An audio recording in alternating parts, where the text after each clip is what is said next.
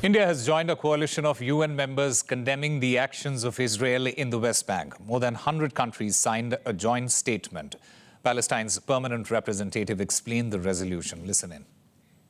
We strongly condemn unilateral Israeli decisions and measures aimed at expanding Israel's unlawful presence in the West Bank. Such decisions are contrary to Israel's obligations under international law and must be immediately reversed.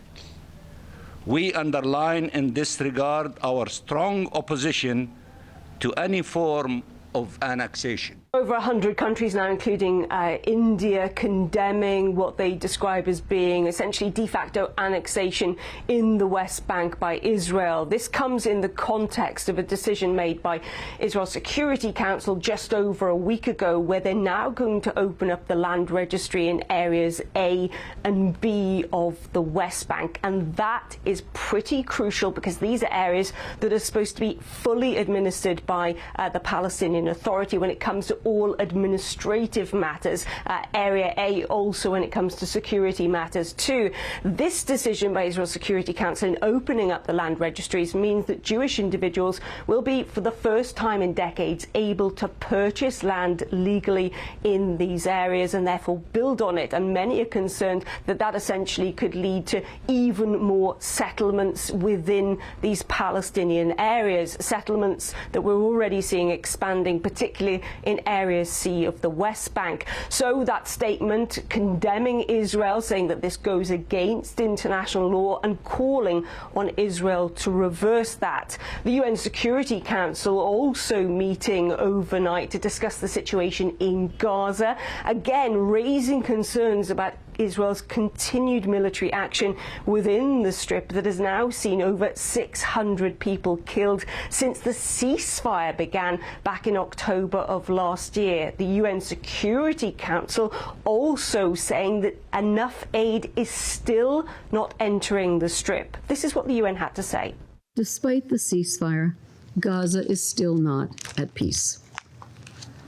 In recent weeks, the Israeli military intensified strikes across Gaza, hitting densely populated areas and killing dozens of Palestinians.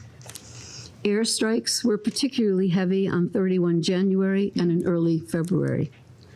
Armed exchanges between Palestinian armed groups and Israeli soldiers have also continued. In the occupied West Bank, meanwhile, the situation is deteriorating rapidly. There, Israeli forces continued large-scale operations across the West Bank.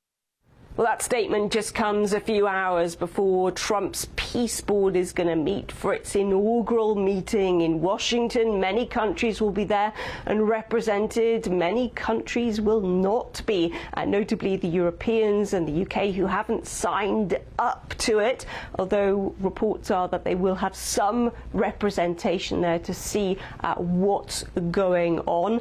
For Israel's point of view, the foreign minister will be there to represent his country. And this is all coming in the days before the Indian Prime Minister Narendra Modi is due to arrive here in Israel to have meetings with the Israeli Prime Minister Benjamin Netanyahu.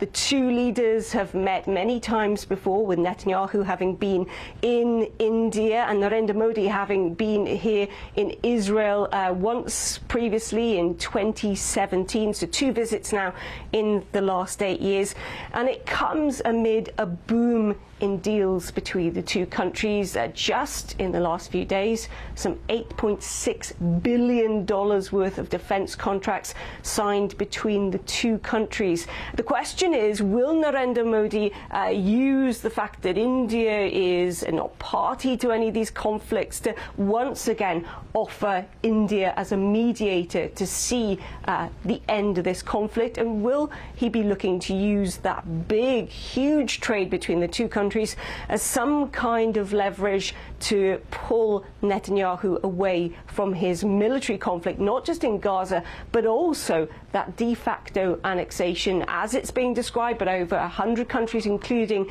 India, of the West Bank?